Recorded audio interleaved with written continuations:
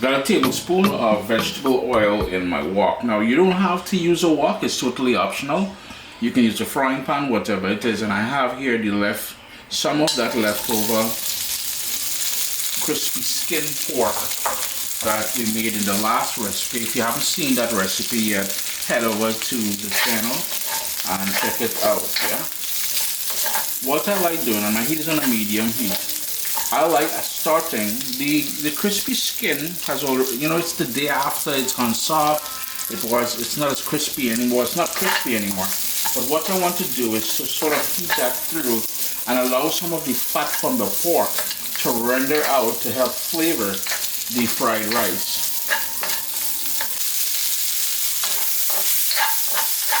Move that around.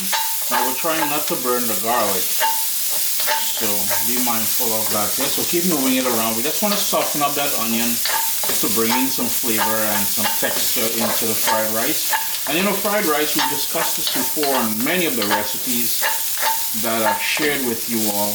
It's a great way to get rid of stuff you have laying around in the kitchen. There's going to be a couple heat elements in a dish.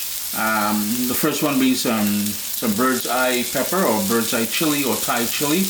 And I'm just going to hit that in there.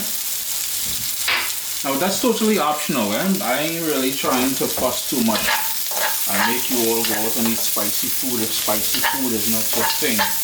The other sort of spicy element will come courtesy of chili crisp, that spicy chili crisp. And during COVID, this thing blew up on the interweb there, as I said, and I love using it. And I have here a heaping teaspoon of that chili crisp. Give that a good mix. And now we're gonna add the rice, and that is day-old rice. Well, actually it's about 2 days old. It's been sitting in the fridge ever since I came back from my parents on the weekend there. Mommy left me with some rice to bring home, so that is the rice that I'm using here. It's pre-boiled, it's been sitting in the fridge, and chilled rice will give you a more shelly or grainy fried rice. Now here's the thing, I don't like eggs in fried rice. Eggs is your thing, you can do that. I just think eggs made for breakfast and for baking cake. While I'm not the biggest fan of sesame oil, we're gonna go in with some of it because, you know, if you want to go heavy on that, you can certainly go heavy with it. I just find that just a little bit goes a long way. That's all I'm saying, yeah.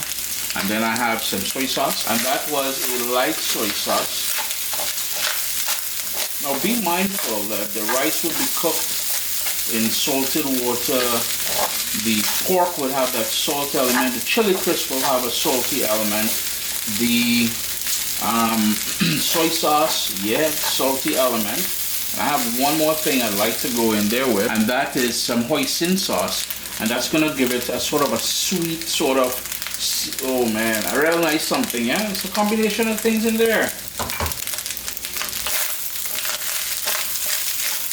Basically all you want to do now is heat through that rice. Like I said, it's straight out of the fridge.